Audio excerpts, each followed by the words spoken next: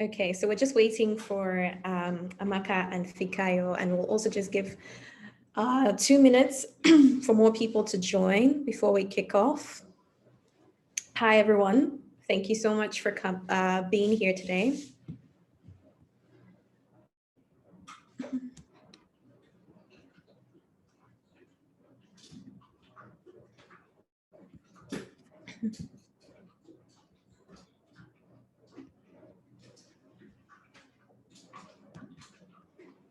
Fikayo, is your video access fine now?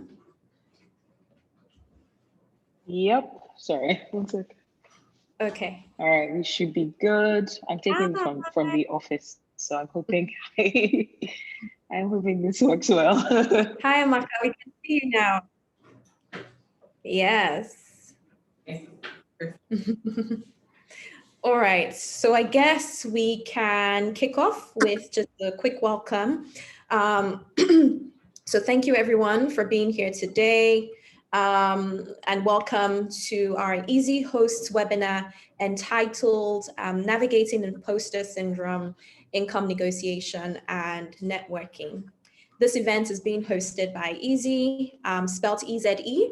We are the world's first fully automated marketplace for trading electronics in wholesale quantities.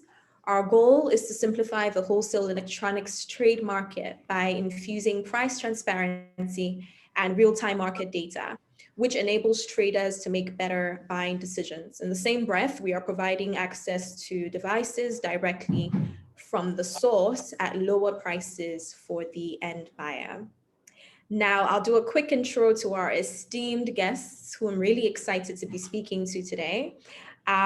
First off, I'll start with Amaka Kolawole. Amaka is the Head of Business Development and Innovation West Africa at Arla Foods.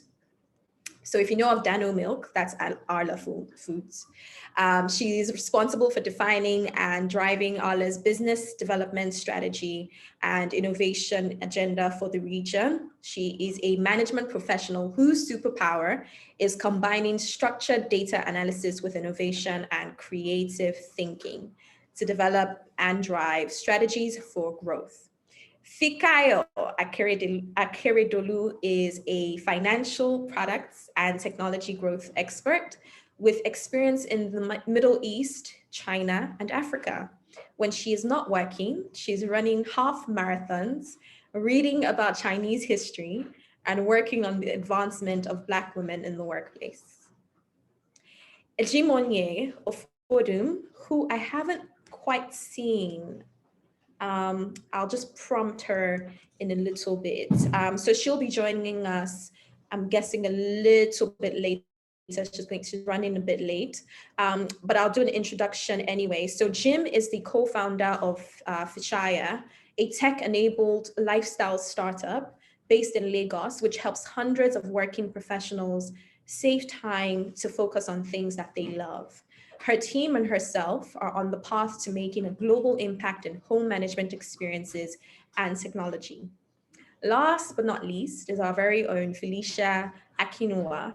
Felicia is an experienced analyst with a history of working in management consulting, skilled in data analysis, strategic planning, strategy, and public speaking. She is also a professional with a Bachelor of Science in Economics from the University of Cape Town. Welcome again, everyone. Thank you so much for being here, ladies. Really, really highly appreciated. Somebody wants to know what Amaka does when she's not working. Okay, Amaka, I guess we'll start with you then. So I'll start with a quick icebreaker, right? So today we're obviously honoring International Women's History Month. And so we do want to talk about just, existing as a woman, right? As women, would you say that merely existing in itself is a win? As it can sometimes appear like our day-to-day experiences and our existence is a struggle in and of itself. Amaka, do you want to take that? Yeah, that's an interesting question and an interesting way to kick off this discussion. So first of all, thank you, Moyo, for having me on this panel. I'm really excited to share my experience and to also hear from other women on the panel and also talk to the people in the audience. So thank you for this opportunity. So that question is actually quite interesting. Is everybody knows the challenges that women face these days. It's not a secret, you know, from corporate world to on the home front to even perception in the media. I don't think it's a secret, the things that women are going through or women go through around the world.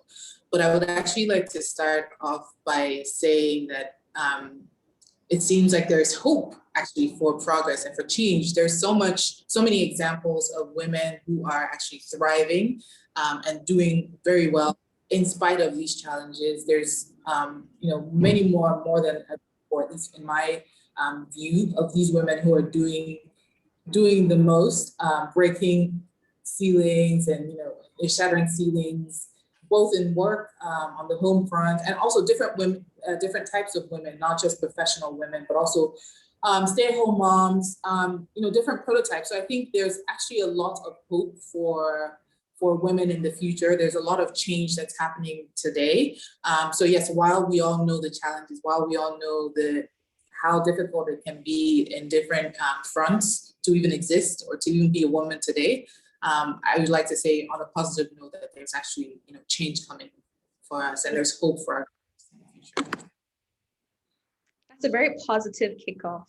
I saw you nodding vigorously there, Felicia. Do you have anything to add? Yeah, I think Amaka already was hitting the points that I had as well, which is why I was nodding. I think, of course, yes, it's a challenge. Every day-to-day existence is a challenge for women, of course. It's in you're navigating your relationships with, you know, everyday people, male or even sometimes female, your familiar relationships, your work relationships, even as an entrepreneur, navigating relationship with your employees as a woman as well can be sometimes challenging. It can also be challenging, you know, navigating relationship with people who work for you, or even just any other person, your estate gate man, the NYC madam, the bus conductor, bus driver, you know, everything is can be a bit of a struggle, especially like I think in Nigeria. So it's navigating these relationships and kind of maintaining your sanity as well is a win in and of itself. So yeah, I do agree with what Amaka was saying.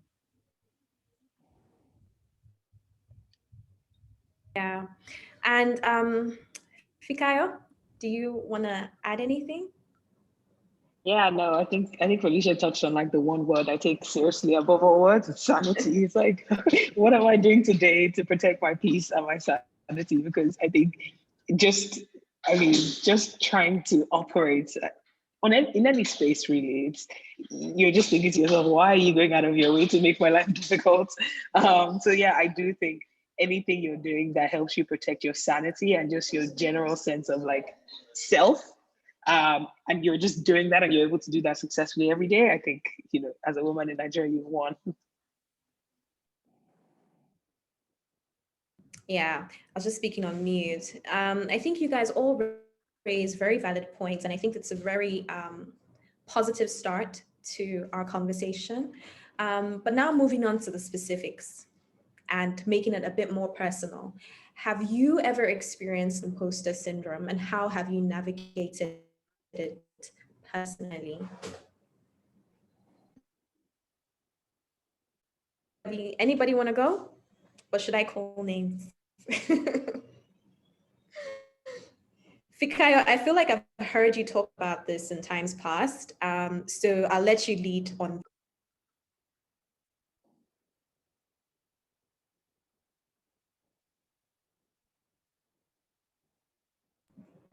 Fikayo, are you there? Can everyone hear me? Yeah.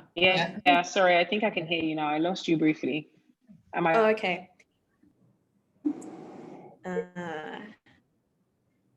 Okay, I think Fikayo's network is a bit funny. Can Amaka, Felicia, do you want to take this one? Yeah. Yeah. Okay. Sure. I think I'm not sure. Sorry, can you guys hear me? Yes, we can hear you.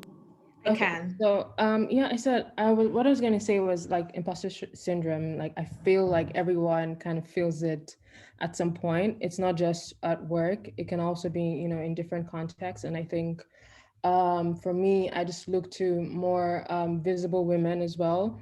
You know, Michelle Obama has said in some contexts as well that she's felt, you know, imposter syndrome and just feel like, is she doing too much, or is it Tina Fey or even Maya Angelou? Everyone I feel kind of feels imposter syndrome at some point in their lives. And I think for me, yes, I did feel it at my first ever job at a management consulting firm.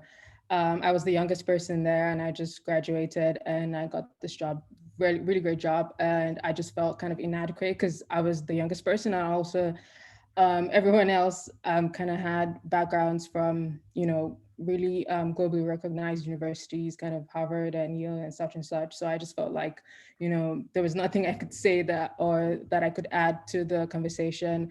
And you know, when conversations would come up, I would have these ideas, but I wouldn't be able to speak up because I would think, okay, maybe I'm, you know, I'm the youngest person, so what I'm thinking or what I want to say is probably not as smart as what other people can say.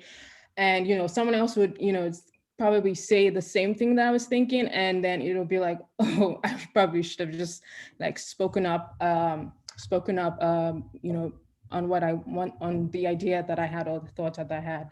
And I think actually that really impacted me at that place of work, and I don't think I didn't get over it, so I didn't really succeed as well at that place. But I think for me, what I was able to learn from that experience is that I needed to kind of just admit that I was feeling that way, and then be able to just kind of see on which parts and build my confidence and see what parts that I felt inadequate in, and then just work on those parts as well. And I think my next management consulting job and another firm, I just kind of went in there and I was just like, you know what, I actually know the things that I know. I got in here, so me getting in here, no matter how young, no matter where I like studied, no matter where I did my undergrad or where I studied or the experience that I have, the fact that I got in here is already like a win for me itself. So I know that I can actually do the things that I'm supposed to do here. So I just use that to kind of psych myself up. And I also just recognize that society in a way kind of makes it seem like, especially if you're a woman or you're a Black woman, then maybe you're just there like a token or something. But the fact that you're there anyways, you just have to kind of prove yourself.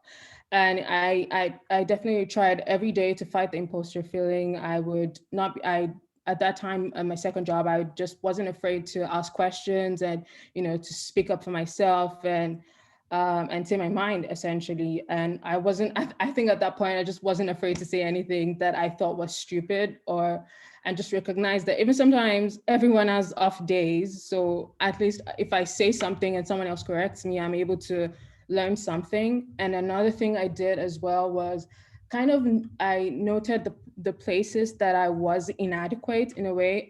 So for example, I wasn't really good at Excel. So I invested in myself and I, you know, did different Excel courses to make sure that, you know, people were actually coming to me to ask like for Excel advice as well. So that's just an example that I can give, but I think those are the steps I took to kind of fight that feeling. And I think, you know, people can go ahead and do that as well. Amazing. And I think you raise a good point in that I think that many times when we talk about imposter syndrome, we focus on the feeling and just that feeling of being inadequate or, you know, being, I guess, intimidated by the environment. And I think that one key point that you also raised was just the fact that you did recognize the areas where you were inadequate and you made the move to make sure that you were bettering yourself, which is, in my opinion, really, really important as well. Amaka, I see you nodding. So did you want to add anything to this? Yeah, so it's funny because she shared exact same scenario or kind of story that I have around imposter syndrome. So even before I knew what it was called, like I knew the feeling in my first job working on Wall Street. And I just felt like, oh my God, me, this young Nigerian girl, among all of these like really smart people.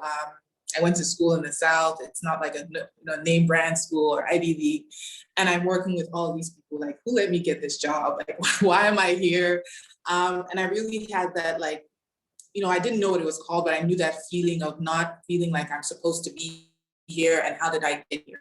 And again, the same examples that Felicia gave where they would ask questions and I kind of know the answer, but I'm afraid to say anything. And I'm like, maybe this isn't the right answer. And somebody else says it. I'm like, damn, I should have said something. Like that was actually the right answer.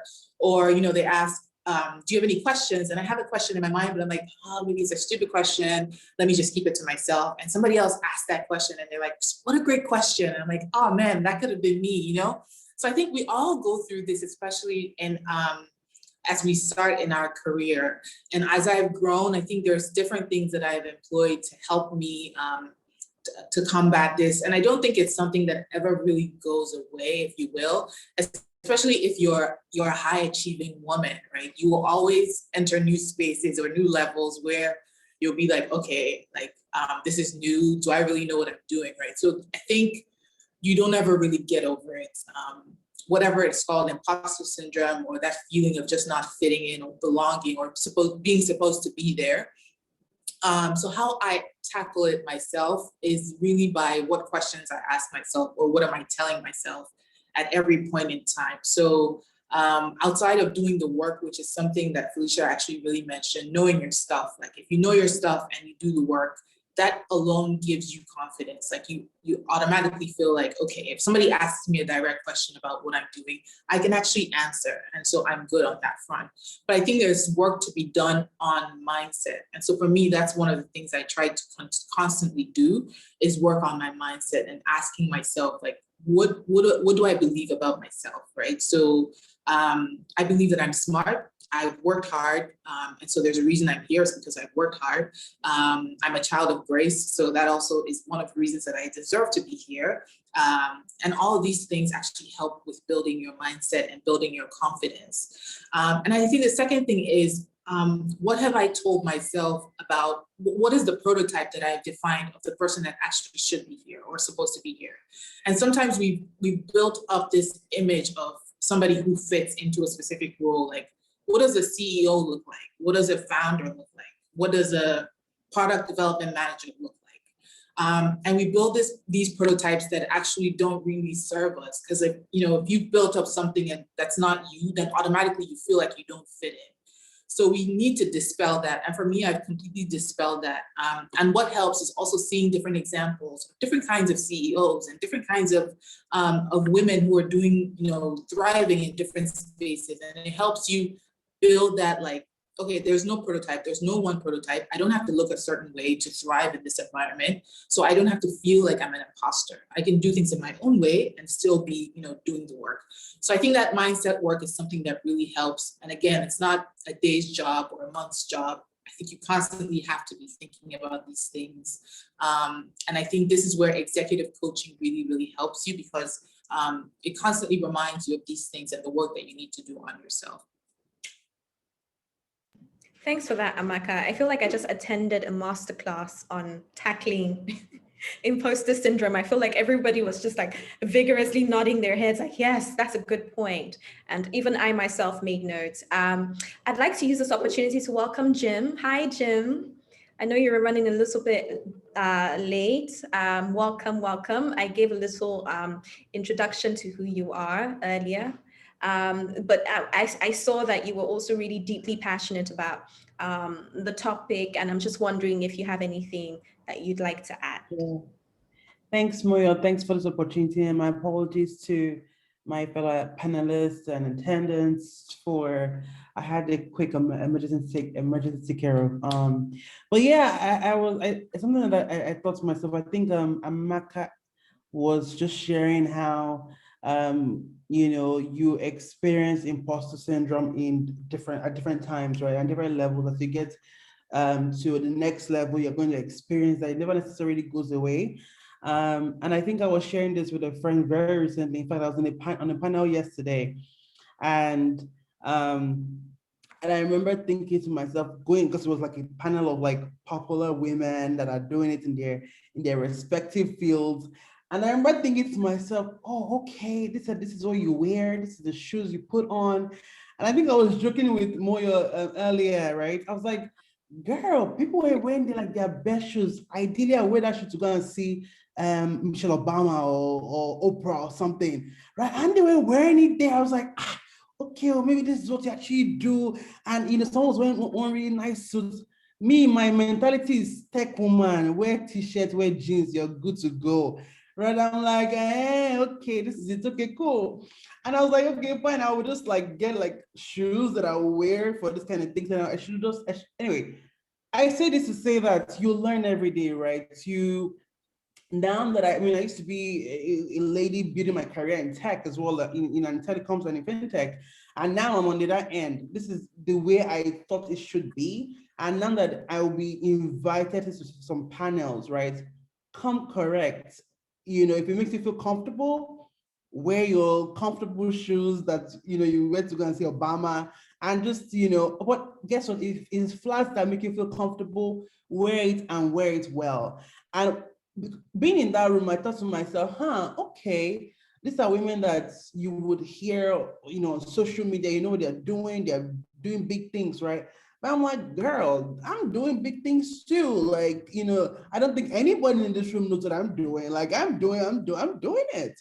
Right? I might not be wearing the best shoe or wearing jeans and t-shirts, but I know my stuff. So I came and I said my truth. I spoke knowledge as far as I know. I don't want to toot my own horn too much, but yeah, it didn't make me feel less of myself, right? But I could have easily said, oh, I'm not good enough, or I'm not, but again, I always stay true to who I was, whether I'm wearing the best shoes in the room or not. Just speak your truth and what you know. So yeah. I love it. I love the fact that you emphasize on something that we haven't quite touched on, and it's just really being confident in your own skin.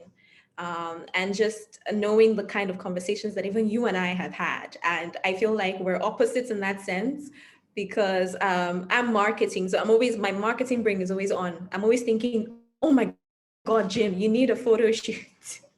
And Jim is just like, no, I really want to do the work. And it's just, I guess, also appreciating the fact that excellence has many expressions, right? It doesn't look like one woman, or it doesn't look like one type of woman.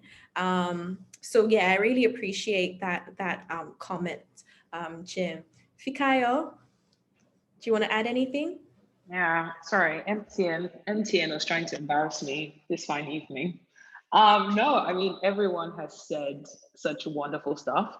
I think for me, just even when we asked Macy, in the last, I think 2 months, I've gotten 3 or 4 requests to speak on panels, and I've actually declined them because I look at the people on the panel and I'm like, there's nothing I can contribute to this. But Moyo is a dear friend, and I was like, I could not. Even after I agreed, and I looked up everyone, I was like, I don't know. I don't know why Moyo would single me out for this level of shame and disgrace on a Friday evening. But I do think I think one of the worst cases of imposter syndrome for me was actually joining Stairs and taking on the role as head of growth. It was a brand new role in a brand new company, and it was my first real leadership position. What I mean by that is it was on me to build the team. It was on me to figure out what growth at Stairs would look like. And I remember just coming into the company and feeling like I've scammed these people. I've actually scammed my way into this, and it was a very difficult. I think my first 3 months was just me sitting in meetings hoping nobody would call me, which is kind of weird because I'm not a quiet person. So it was a very weird time. But I think how I kind of got through it was just always thinking of 3 things. One is, what's the worst that could happen right now? In this moment, what is the actual worst thing that could happen? The worst is you say something silly and people are like, but tomorrow you'll come and say something clever. So, you'll redeem yourself. So that's always one of my things, like, what's the actual worst that could happen right now? Fortunately, I work in growth and marketing, so it's not like their lives on the line, because I feel like if I was a doctor, maybe not take that approach. But literally, it's like, what's the worst that could happen? Worst is we don't close this deal and I move on, but I'll be fine. The company will be fine. And the other thing is also who I surround myself with. I think that I've been very blessed with the kind of people in my life. So it's always a case of anytime I'm feeling like, oh, I don't know, between my colleagues, my parents, my siblings, my friends, it's like there are people who are like, oh, like you're killing it, like you're fine. And then the last thing is, I think someone has mentioned this before, is actually knowing what I don't know. Like if I don't know it, like I don't know it. I'll go figure it out and come back, but I don't know it. And I think being able to admit that was a breaking point for me, because I always felt the need, like, oh, if they ask a question, you have to have the answer. And it's like, but you actually don't, like. So yeah, I think that's kind of been my experience. And I really love the fact that we're having these conversations, because I feel like everyone just sits in their little pod suffering. And it's like, we actually need to have a conversation where we say, we don't know. How do we know? So yeah, I think that's what I would add to this. Thanks so much for that, Fikayo. Let's move the lens a little bit, right? So we've all talked about our personal experiences with imposter syndrome. Now let's talk about the workplace in connection with imposter syndrome. I saw a post that read, imposter syndrome directs our view towards fixing women at work instead of fixing the places where women work. Now, you're all senior managers in your different fields. So you lead several teams.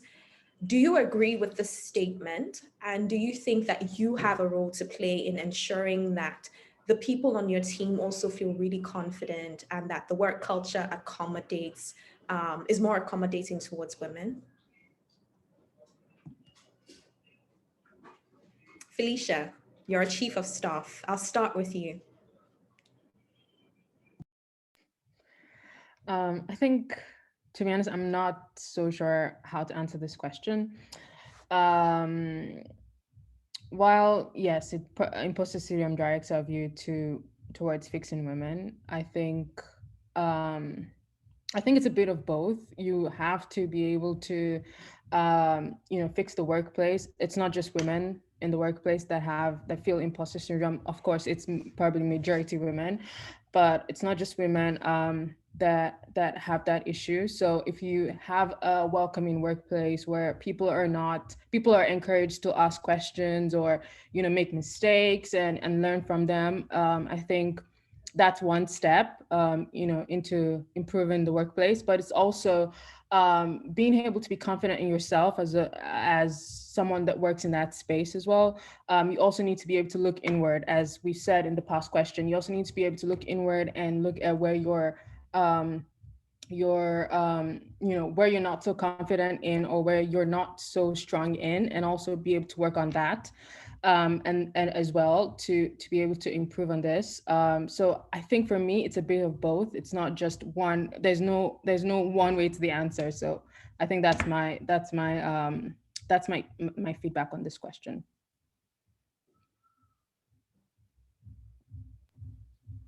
You're muted, Moyo. Okay, you look like you're sitting with something. Do you wanna give it a go?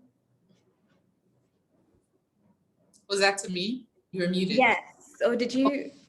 Oh. Yeah. Yeah. No, so I agree with Felicia. I think the solution, the article was, I also saw that article.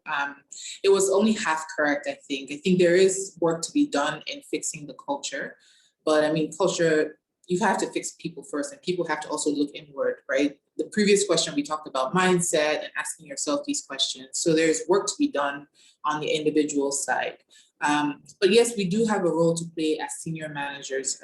We're all in positions of power at some level of our organization. So the little that we can do to make the workplace a bit more welcoming for women and also for men will go a long way. I think culture is not something that you can change in a day also. It's actually involved work, and it needs to come from the top as well, right? So little that you can do as a senior manager around your team, around new joiners, and making sure that you have an inclusive workplace, making sure that you have a workplace that understands the needs of women, especially in the workplace. I mean, I think that would go a long way. Thanks, Amaka. So I think I'll pose this question to you, Jim, because I know you hire everyone in your company as co-founder. So yeah, let me give the floor. Let me open the floor to you. So I would say, and then this is a very important question. I would say, particularly for me, because in fact, I'm free to tell you that legit, even in just the way we hire, I think it's even now that we're getting better at hiring. And I say this because there's only so much you can do from a leadership standpoint to bring the best out of people, right? You can say, you can give all the motivational speeches, you can give all the resources in the world to say that you can be confident, you can speak your mind and all of that, but if the person does not have, I don't know the right word, the raw materials it would take to be all of you can be, it gets tough, right? So I think it's even just now that we're honestly getting better at hiring, just hiring the right culture. Do you have the right mindset? You might not necessarily be all the way there, but do you have the willingness to be better, to be driven, to be more, to learn more? Like if you don't understand something or you don't know how to do something, instead of sitting down there and giving excuses, are you going to actually legit go and figure it out and come back and say, oh, this is what I do know, So, but yeah, I'm also very, very big. I think if you talk to anybody that I've worked with, I'm very big on, hey, be confident. Even because I like to push my team to customers, right? To be in this kind of conversations, to be honest, right? Because I want it to be, for me, I'm raising CEOs, whether you're in different departments, you're a CEO in that department. I don't want it to always, I want it to just be an extension of leadership, right? I want you to build your team. I want you to be confident. I want you to, because I don't know everything. I'm still learning. And sometimes I learn from my team. And we started this thing internally where I said, okay, I just want to be the one that's bringing ideas and thinking innovatively, right? Why can't I learn from my team? So we started a podcast group, if you like, right, where every Tuesdays we said, okay, we chose 2 podcasts actually, How I Built This, and another one by a venture capital firm, where we'll choose a topic, we'll listen to it for that week, and then we'll come back and talk about it. That way, we're all learning something, whether it's in confidence, whether it's in the way you think, whether it's in marketing, whether it's in whatever it is, right? The goal for us is that let everybody in the team be confident to be better at their jobs and just supporting the company generally, right? So yeah, that's what I would say as far as that is concerned. Okay, thanks all. I think that it inadvertently answered my next question, which was really just around how we can ensure that the work culture that we foster is more accommodating towards our team, and making sure that they do feel confident, that they are able to tackle imposter syndrome if need be. Now let's move on to the numbers a little bit. 2 years ago, She Earns More was a trending hashtag where women shared some of the strategies that they've deployed to ensure that they're earning better. What are some of yours? Felicia? I mean, I'm actually. Okay, Fikayo, okay. No, I was going to jump in because I think one of the things I did, so moving back to Nigeria, one of the things I struggled with was, first of all, how do I negotiate pay moving to earning Naira? That in itself was like, there was a mental adjustment I had to do, because I was like, what? But that's the one. But I remember when it was clear that I was moving back and I was going to have to figure out, okay, how do I actually settle back in career-wise into Nigeria? I think one of the first things that I had to do was actually figure out what exactly do I want to do, right? Like how, with my skill set, with everything that I've done, how do I translate that into something that actually works out for me in Lagos? And I remember one of my negotiation tactics, and I think someone has mentioned this, was I actually went and spoke to like an executive coach of sorts, where I said, look, these are my skills. These are the things I like to do. These are the things I do not like to do. How does that translate into some kind of job? You know, I went to a bunch of interviews as well. And when it came down to it, I realized, you know, for example, because I think the first step is actually prioritizing what you actually want. And I realized, you know, I was more focused on what my job would be as opposed to like what I would earn. So it was a case of sitting down with all my prospective employers and saying, okay, this is like very, I think I look back and they were brutally honest conversations. Let me put it that way. It was me saying, look, this is what I will do. This is what I will not do. And this is how much I will do it for. So how does this look for you? I look back now and I realize, like, was I drunk? Maybe. But it was brutally honest conversations where I basically, because I remember my executive coach at the time said to me, like, if you don't ask, nobody's ever going to give it to you. Right. So I was very, very specific about this is what I want. This is what I wanted. You know, I remember being in that negotiation with like my current firm, and it was like a hostage situation because I was like, okay, this is it. Are you fine with this? Yes, no, what do you think? And it was like, you know what, I will give you time to think about it and then you come back to me. I think it was literally like, because the reason why I had to take that approach was I'd worked at Bloomberg and Reuters before, and I've been so afraid to negotiate my pay. And I spent 5 years in both companies. And I remember the day I found out what some of my colleagues, white male colleagues, were earning, I remember the way I felt. And I just swore to myself that that is not a feeling I will ever feel again. Because I couldn't drink, because I remember thinking, oh, who am I? Bloomberg wants to employ me. How dare me want to negotiate with Bloomberg? And I was like, but I was an amazing employee. Like I was killing it. So, you know, I remember finding out that people who weren't even meeting half of their targets were earning like 3 times what I was earning. And it was a horrible, I mean, it was an absolutely horrible feeling. So it's one of those things I wrote it down and I was like, this will never happen again. So coming back home, I literally wrote down, okay, these are the things. I spoke to all the people I knew who were in sales and growth and marketing in Nigeria, got a sense of what everybody was earning. It was like a full-time job, just trying to get this job.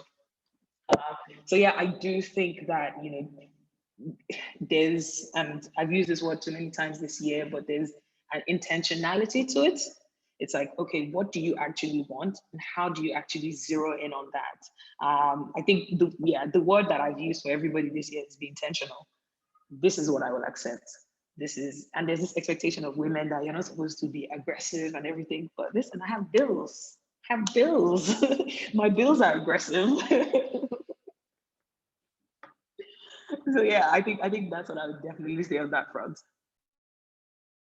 I like that. Our bills are aggressive. That's going to be my line moving forward.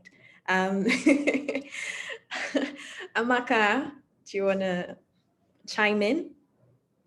I think Fikayo said most of the things that I was already thinking. So, I mean, I'll just add a little bit to that. Like I had a similar feeling in my previous job outside of Nigeria, where I found out what other people were making. And I was just like, what did I do when I entered this company? I just meekly entered, took the salary I was given, and I was very fine.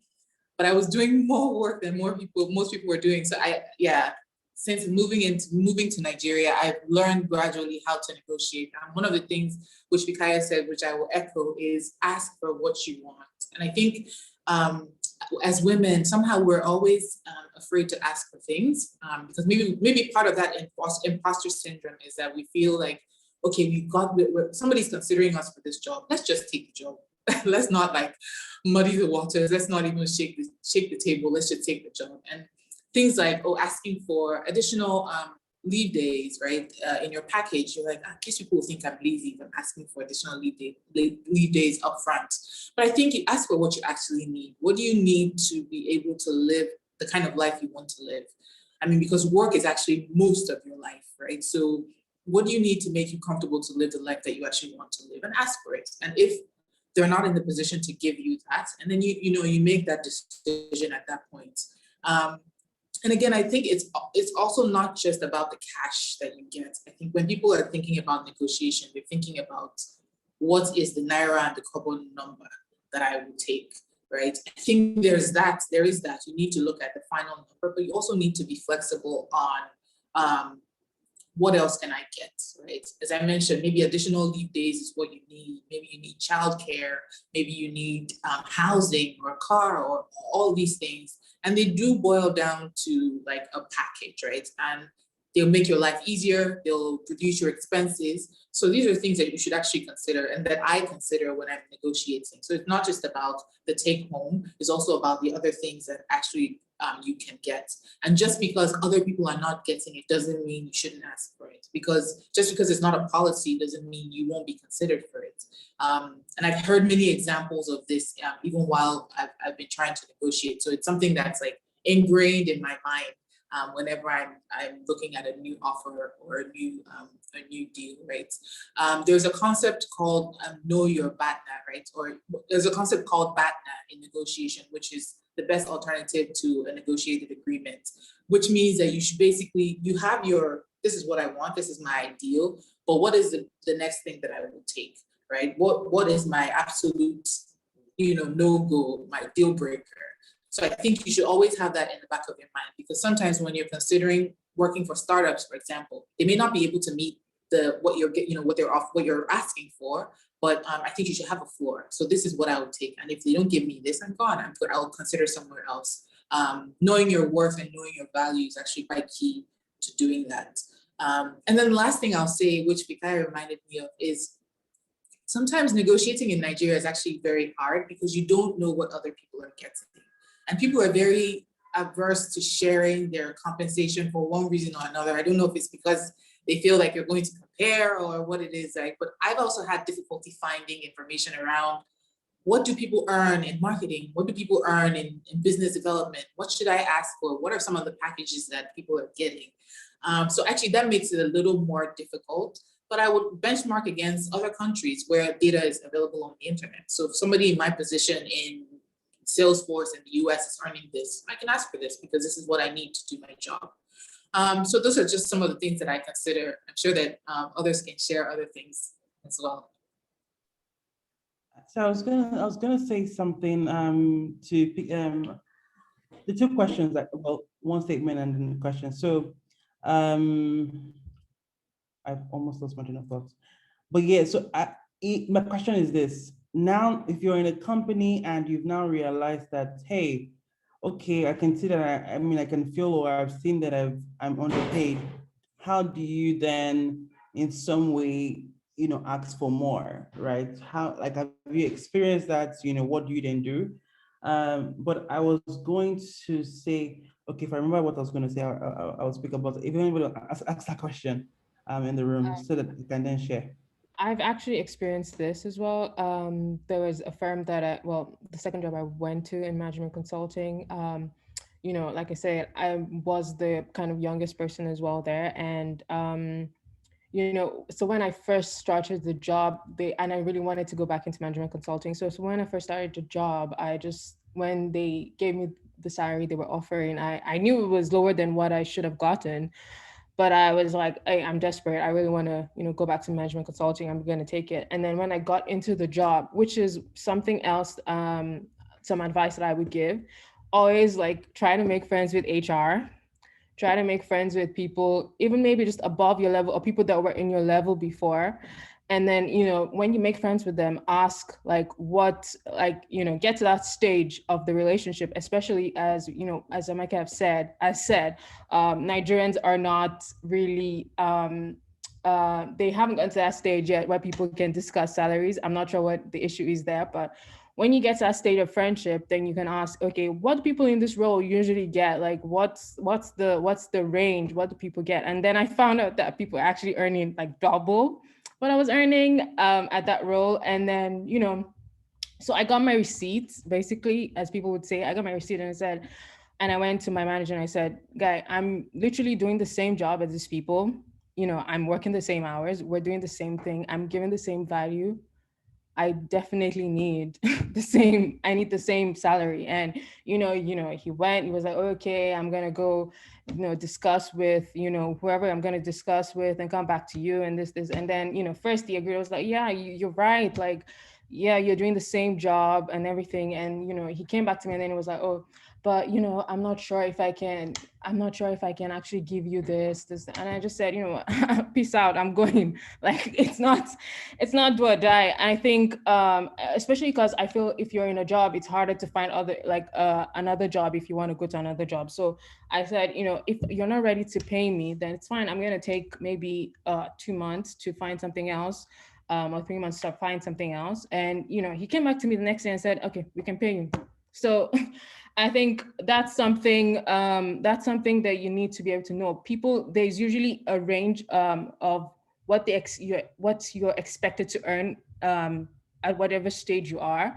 And they have that money. Usually companies have that money and they know that range. So it's either you didn't probably negotiate well when you were coming in, and once you're able to know what people are earning at that stage, and you can bring your receipts, and they know the value of work that you're able to bring to the company, then you have the upper hand there. So I think that's what I was able to. I think that's how I was able to navigate that scenario that actually happened to me. Another thing I do when I'm especially negotiating is, I think in Nigerian context as well. I don't know what it is, but like companies usually do this thing where they say, okay, we can't pay you that, we can't pay you that. And then I've seen people actually go to look for other jobs and then come back and say, hey, I got this offer, so I'm going to leave if you cannot pay me this. And then I've seen companies as well, this has happened to me as well, and other people that I know as well. And then the company now say, okay, actually we can get to this stage, we can give you this benefits, we can, bring this. And then it's like, okay, we are actually coming to negotiating table with you as well. So you should, first of all, like, know your value. Mm-hmm. That's another thing I'm able to know. I know my value. I'm able to look at other industries. Other industries maybe as well, but people in this role similar to mine, or as well other companies, people in the role similar to mine. I look on Glassdoor, I search on the internet and I see, okay, this is what people are earning, in this role as well. And another thing I do is look at the job, when I'm applying for a job, like the job details. Sometimes people say, okay, we want someone, who has been in management consulting 2 years, or we want someone who has been in this role 2 years, sales experience 2 years, blah, blah, blah, or whatever they're saying. And then I'm able to look at, compare it to what other people are earning in those roles and see, okay, these are my competitors. These are people that are applying for the job with me. What are they earning, where they're coming from, and what do they expect, where they're going to? So that's another thing I use. And then another thing, the main major thing I do is I ask a man, because men usually have the guts and they're able to ask for what they feel like they deserve. I don't know what it is I think maybe it's probably women upbringing, and just like the context for women. I don't know what it is, but we're always so afraid to ask for what we're worth.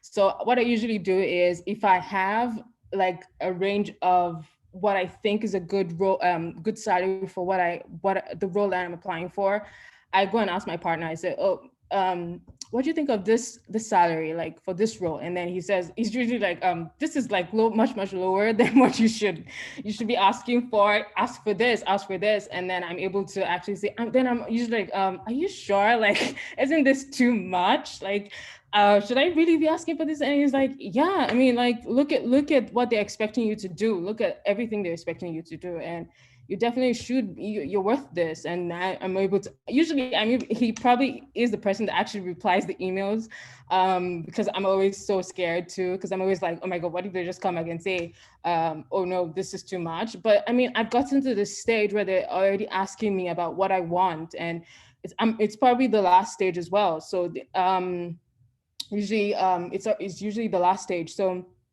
they're giving you the offer, and then HRs, they don't want to do that whole hiring process again. It's actually quite expensive for them as well. So and once you've gotten that stage, I think you have the upper hand. So I that's another thing I do. Ask a man. So ask a man, ask them, and try to find out what they're earning. And another thing I do is I never try to accept the first offer. I always go back and ask for more. Yeah, no, can I just add on the ask You of will that? answer Because the question. But yeah, Fikayo. can I, no, because I want to, because I've been on the flip side of this where someone who was offered less than the role was worth came to negotiate a higher amount. And I just remember the audacity, this guy came with, because he didn't have the right experience. He didn't have, but he just came and was like, listen, this is what I'm getting. And I remember I was like, what are you talking about? And I have kept that experience. This is going on about 3 or 4 years, and I've kept that experience in my chest because I think to myself, if ever they start selling audacity, like we should go to this guy, because I did not understand. I was like, you're not even qualified for the job. Like, what are you doing? But yeah, I think I sit on, like, I completely agree with that. It's like, I go to my dad and be like, what do you think? And my dad is like, well, ask them for like 5 times more. The worst that happens is they say no. Then you ask them what their budget is. And I was like, what does that mean? And he's like, do it. So yeah, I completely sit on that advice. Okay, great. Thank you so much, guys. Because honestly, now that I'm like, again, I'm on the other side. It's even just nice to learn these things. And I was going to say that, speaking to what Amaka had said, at Fitchaya, whenever we're negotiating with a potential candidate, we always say, "What is your don't call me back money?" Like, at this amount, don't let them bother calling you. There's no points, right? So it's good that someone else has said that, because obviously, it's not all the time that we're going to be able to afford what you want. Because I mean, one of the things that I always advise my friends or whomever that comes with me is also do your research on the company. Like, are they a startup that has raised money? If they've not raised money, what is that like? Can you gauge whether they have? Well, if they've raised money, call, I will guide you accordingly. Do you get what I'm saying? Or if it's one, management, like some sort of, Bain or something, I can then say, oh, call some amount of money. But if they've not raised money, yeah, they probably can't really, but of course, still apply the same strategies as well, but we always do that. What's your don't call me back money? Another thing I wanted to add to all of the gems that Fikayo and Amaka has, and Felicia has. Felicia, you've gone through this. I believe you. You really gone through this. One of the things I will add is that being in a role, right, and you want to ask for more money, I think one thing that is really helpful, particularly if you're in a startup or whatever, I don't know how, I've never really worked in like proper big structure that I've always been, my background is in startups, but I would always say is that go with the value, like document your wins, and also go with the what you've done for the company, whether it's you've helped the company. So whatever you're doing, whatever your role is, you're either helping the company make money, or either helping the company save money, right? So what are these things that you've done? List them out, right? So on a monthly basis, okay, I've been able to do this, that did this for the company, right? So, and I've been here for X amount of time. I've done this consistently well. It's just not a 1 week thing, a 1 month thing. And they come and say, you want more money? It's like, go and sleep, go and sit down. Do you get what I'm saying? You've consistently done this, and you've seen how you've directly or indirectly supported the company to grow. And then it's a much better conversation, right? Because you're coming with facts, right? And your hiring manager or your lead or whomever the case may be can say, okay, definitely, I see how the person has helped us as well. And if they have the money, they can definitely, support you to earn more or give you a bigger title or some sort of benefits package and stuff. So I think that's just all I will add from to what everybody has said. Thanks for that, Jim. And I think that just even having your employer perspective has also been very helpful.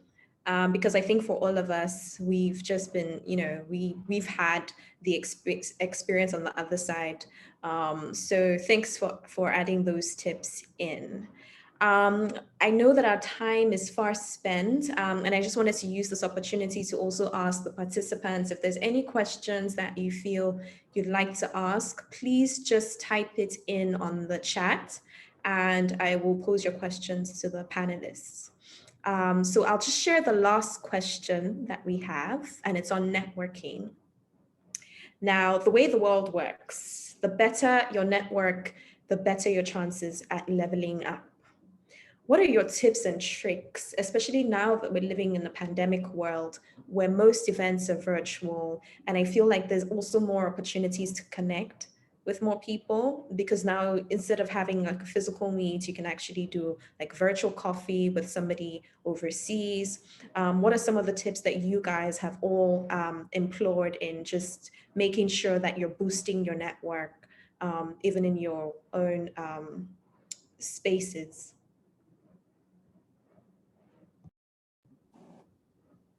I'll start. So for me, I think networking is actually much more difficult somehow with the pandemic or the new normal, because before it was easy to say, okay, I'll go to these 3 conferences this year, I'll meet these people, I'll put my best self forward, take some business cards, reach out to them, all of that. I think we're used to that whole process, and we all know how to do it. So with the pandemic and with things being virtual, I think it presents a different kind of challenge, but we have to roll with the punches. This is the new world, right? So we need to know how to do it now. So for me, what I've done personally, I think within my own organization is I've set up, as you said, coffee chats with people who I've worked with peripherally, but I don't really know. So I've had these speed dates where I just reach out to them and say, hey, can we just chat, learn more about you, learn more about your experience. And it's actually been quite good, because I didn't know some things about them. I didn't know ways that they could help me and I could help them. So that has been an interesting way to network in this period.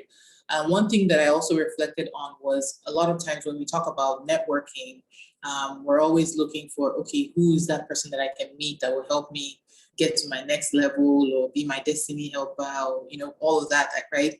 And we're always looking to network up, but we forget the people who are around us. Like, I should be networking with Fikayo, I should be networking with Felicia, with Jim, like these are people who are around me who have, gems like this that I've, never heard. So I think we underestimate the power of networking across a lot of times, even within your organization, your peers. So that's something that you can easily do within this period. Set up a phone chat with somebody who somehow, but you've never really connected with, and then build a relationship there.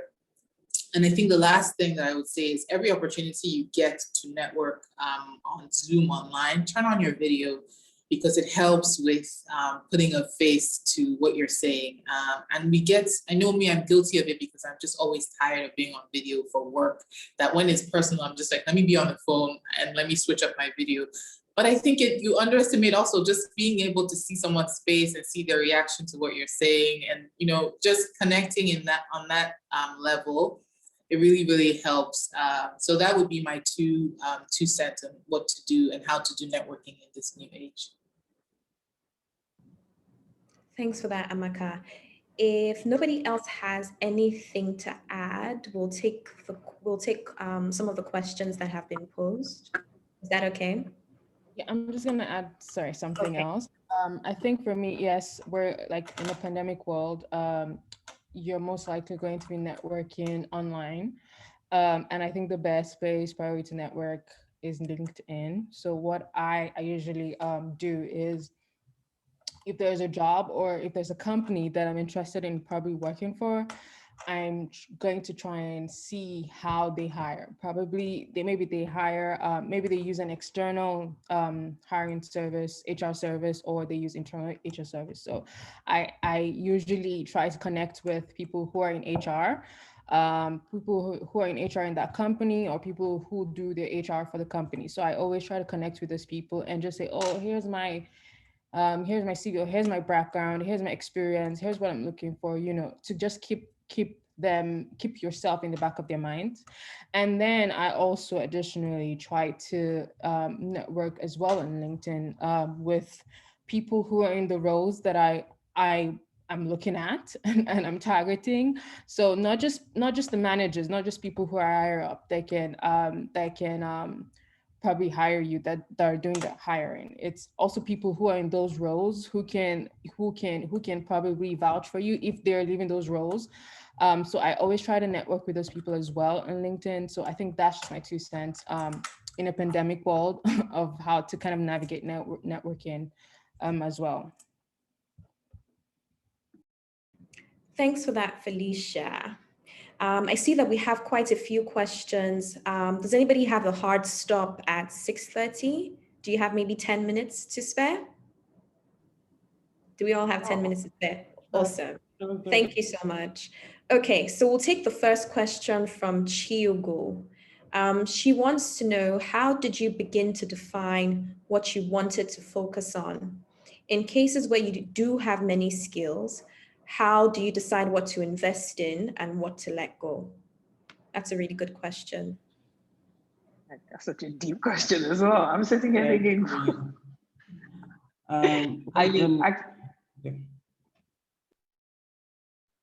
Sorry, Jim. No, sorry to interrupt you. Very cool. No, because I read the question, and I think, so I'm a big fan of, like, I don't know if it qualifies to say old school. I always have a pen and paper with me.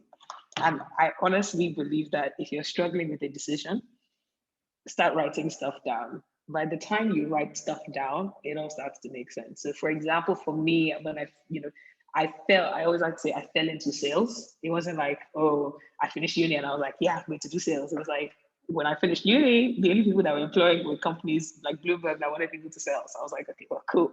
This is the thing I'm doing now. And then after about 4 years in, I was like, I don't think I want to do this anymore, but I'm also quite good at it. So like, how do I balance that? So I literally had this like journal where for like almost 3 months straight, I would write about my good days and my bad days. And then I would sort of try to review what made the good days good and what made the bad days bad. And I just realized like the stuff around sales, despite my continued complaining that I don't like it, actually fed my good days. So it was being very, again, I use this word, intentional, and just like actually writing down, what do I want? What do I not want? And also being open to trying things. There was a weird period I went through where I thought I could be a software engineer, and I went to learn Python and SQL. Turns out I'm not good at that stuff, so I left it alone. But I also went through a random phase where I thought I could be a chartered accountant. I registered for ACCA. I did the first exam. I was like, nope, definitely not. I went through another, yeah, it was a whole thing. I went through another phase where I thought, oh, I think Moya mentioned on my bio, I went through a phase where I thought I could be a China Africa specialist. I started reading about China. It's nice, but it wasn't keeping me happy. So I realized, let's just go back to where we started and continue to find the joy. So I think it's one thing, again, I'm so sorry, I've overused this word this year, but intentional. What do you actually like? What can you actually do? Right? It's like, if you're somebody that doesn't like talking, then you probably don't want to be a salesperson, to be honest. If you're somebody that likes, being with people, likes dealing with, tons of crowds, then you probably don't want to do a job that has little to no people interaction, right? So it was figuring that stuff out, and just really writing it down and being able to cross it off a list. And it's also just being able to try new things, or being willing to try new things. And I realize that's very easy advice to give. But I do think that in the age of Google, all else is go online and watch a video. If you like what you see in the video, try it. If you don't like what you see in the video, then, I'm afraid of heights. I found out when I went skiing. And I've never been back because it's not a thing that I looked down the mountain and I was like, yeah, I'm going to die. So yeah, it's that intentionality and also being open-minded around what you actually want, I would say. Let me just add to that. In fact, honestly, I think we had the same experience. I legit signed up for ACCA classes. I even took the exam, because the thing is that I did in university, I did economics and management. And I remember thinking to myself after my last exams, I was just like, okay, so what next? What does this mean? And I was very intentional about doing, like, every summer holiday, I would actually do internships so that at least perhaps I will know what I like and what I don't like. But still, after my final exams, I was like, okay, I definitely don't know what I want to do. And I did ACC. I took lessons in HR, right, to become a certified HR, professional. And somehow, I think what has brought me to here is when I then finally found myself in telecoms at first, was in just me being open to learning. I'm like, okay, actually, what's Fikayo? What's Fikayo? Yeah, Fikayo. What Fikayo said, I actually just said, okay, what do I actually want to do? What do I like? What do I think I like? And I realized, okay, you know what? I actually want to help people. I want to help businesses. And I remember that my cousin at the time who was staying with us, a consultant actually was training them on something. I can't remember now. And I was like, oh, please, can you actually give me the contact of that consultant so that I can actually reach out to them? And I reached out to the main guy, and it's like, okay, you know what? Sure. This was during NYC. And after being teaching in school, I'll go and join him on his, visits and stuff. I say this to say that when I didn't join telecoms, I've always been very inquisitive. If you're in tech, if you're in marketing, if you're in whatever departments you are, I want to know what you're doing. I want to understand why different things have to happen the way it is, right? Because I'm actually start to learn something from you that I'm like, okay, I'm interested, right? So even when I then moved to fintech, trust me, I understand how the settlements work, how the operations work. But I was in projects, I was in product management, I was in growth, but I wanted to understand to a decent extent how different departments worked, right? And you never know where you fall into, what opportunity comes in, and you're like, you know what? Okay, I've learned this much. I actually like this. I want to try this out, and then you can actually then evolve from there. So yeah, I think that's my input on that. Thanks for those answers, ladies. Sorry, Moyo. I'm not sure if you're aware. There's questions coming in the chat box as well. So there's questions in Q&A, and then there's questions in the chat. Yes, I see that. So I'm trying to make sure that I find the balance. Okay, so Mayor Ajibola wants to know, in dealing with imposter syndrome, everyone says show up and do the work. But what advice would you give to somebody trying to frame their mindset before even being able to show up because they're overwhelmed with self-doubt? Felicia? Okay.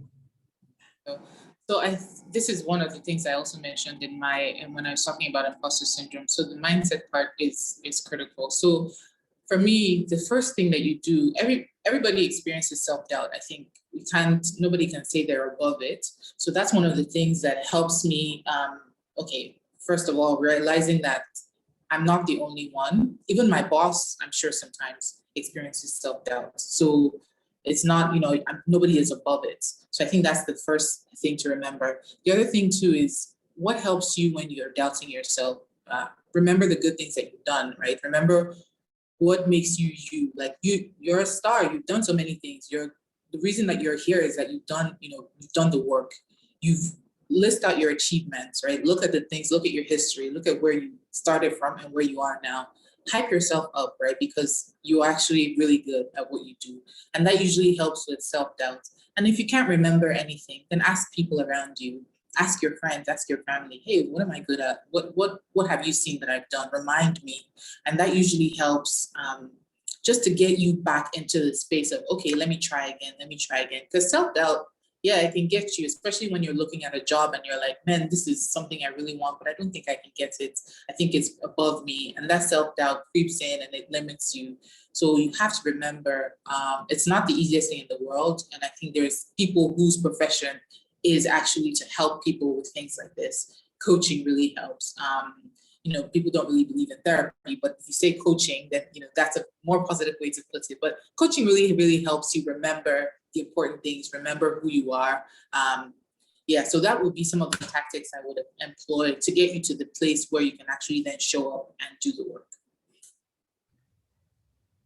I agree with Amaka, and I think additionally for me, even though we say, okay, just be confident in yourself and everything, for me, I know I'm not someone that is very confident in myself, and I can't really hype myself. So I get someone else to do it for me.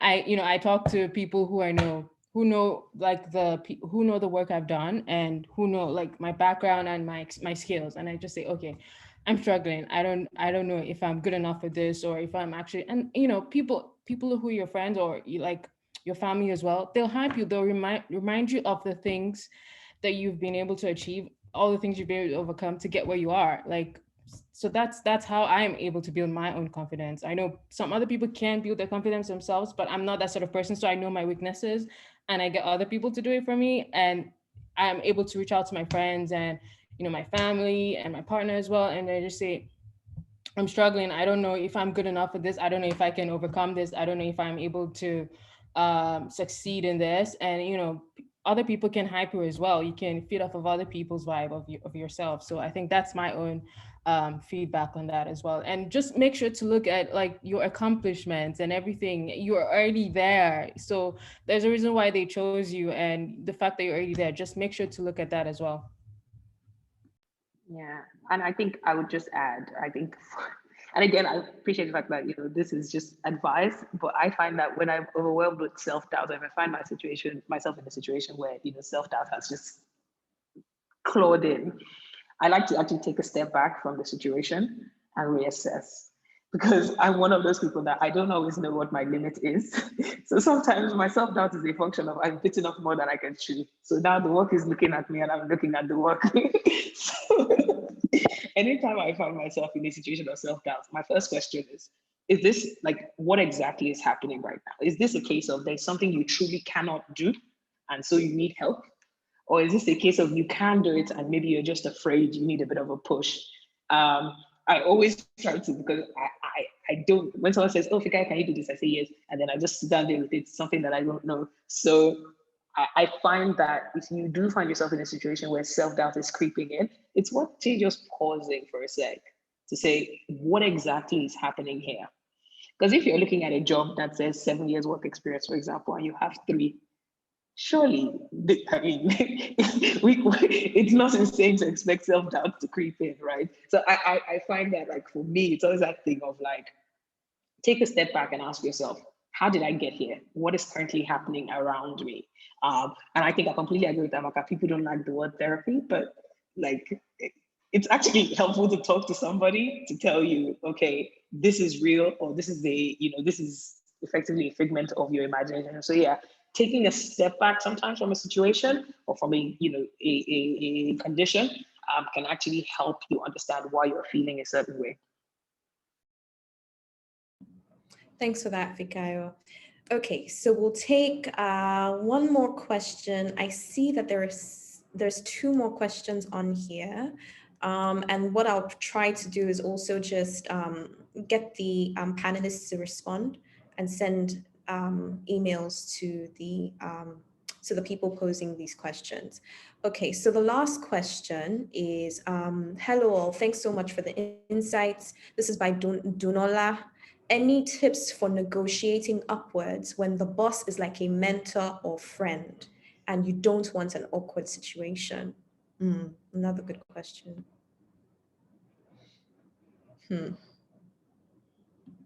Anybody want to take this one? I don't know the full answer. Just add something to start off the conversation. I think negotiation should be very unemotional. I think you shouldn't bring emotions into it, or friendships, or I know you're my mentor, you're my friend. I think it should be black and white. It should be, this is what I need to be able to do this job. This is it. I presented it to you. What do you think? Give me your feedback. Sometimes when we try to make it emotional, like, oh, you know me now, you know what I need, you know what I do, then, things get involved and then it gets awkward, right? So try to keep it unemotional. Try to keep it black and white. This is the role. These are the tasks I need to accomplish. This is what I need in order to be able to do this job. What is your feedback? What can you do and what can't you do? And just keep it at that. I think you can keep your relationship outside of it and still maintain that friendship or mentorship. But this is what we're discussing here. So. Yeah, and I think. Sorry, Felicia. Okay. So as Amaka has said, try to keep it not emotional. But then another thing that I do as well, like I said previously, is I go with receipts. So I go with receipts and I see, okay, this is the work I'm doing, and this is definitely my value. I know my value, and be confident in that. And another thing I try to do is I try to avoid face-to-face discussions when I'm negotiating for my salary. So I try to make it less awkward. So I'm just typing an email, attaching the receipts or whatever I'm doing, and then also adding someone else in the email, maybe like HR or something else, just to kind of make it less awkward and just make it more formal in a way. So I try to avoid face-to-face discussions, and I try to make it less kind of awkward. But then again, I also try to not be afraid of awkward situations. Awkward situations occur everywhere, every day in life, in different relationships with different people. So you have to try to say, okay, this is an awkward situation, but I need to get my coins. So don't be afraid of awkward situations. Don't say, okay, this is my boss and I want to be friendly. It's good to be friendly with your boss, but it's also nice to pay your bills. So don't be afraid of face-to-face discussions. Don't be afraid of awkward situations. That's my Yeah. two cents about Yeah, no, I completely agree with Felicia. I think so. Again, I come back to write it down. If you know your strengths, it helps your life. So I know, for example, I'm the kind of person that I can't remove emotion from certain things. If I consider you to be my friend and we're talking and you're acting a certain way, I can cry. So I know for a fact that, removing emotion is not something I'm necessarily able to do. So my favorite thing to do is if I need to have a difficult conversation with someone, I send you a whole paragraph of text. I write everything I'm thinking. Hi, this is it. This day, I put a screenshot. I come in like with all the story. So that for me is one. I think writing it down, and that could be anything from physically writing it down to an email, whatever. And what that helps me do as well is moderate my tone, so it doesn't come across as, oh, this must happen today. And it also doesn't come across as, please help me. There's a balance with the tone that writing it down helps me do. I think the other thing is, do you want to have a 20-minute awkward conversation that gets you what you want? Or do you want to be unhappy for a very long time? Because the awkward conversation will not last forever. At best, let's just say it's a 1-hour conversation. It's 1 hour of awkwardness. And at the end, you will know where you stand. You either get what you want or you don't get what you want. And you can move from there. You can do that for 1 hour and move on. Or you can sit and continue to be, pretty much miserable for as long as you're in that situation. So I do agree with Felicia. I think, I don't know what it is about like women and just like Nigeria where everybody's afraid of awkward situations. See, get your coins. Like I said earlier, your bills are aggressive. You cannot be playing. Like you need to get serious about getting your coins. So yeah, I think, write it down has always worked for me. And also, think of the opportunity cost. A 1 hour awkward conversation or months and months of unhappiness. There's a balance that has to be struck there. Thanks for that, Fikayo, and thanks for that, ladies. I think that's on that fantastic note, this is a good place to end our conversation. Thank you so much for your time. I know we went a bit over. Thank you for being so accommodating. And thanks again just for being here and sparing some of your time. I think that I speak for everyone who has been a participant on this webinar that, we've all learned a great deal. I was taking notes as I was moderating, like, oh my God, that's a gem. I need that for myself personally. So I can only imagine. And I see that there's lots of positive comments on the chat. Thank you so much to everybody who's participating and everyone who has been able to join. Asking everyone to spare a part of their Friday evening is not an easy ask. So thank you so much. And on that note, I guess we can end it here. Thank you. Thank you, Have a guys. lovely Thank you. day. Nice to meet you, everyone. Thanks, everyone. Thank you. Bye.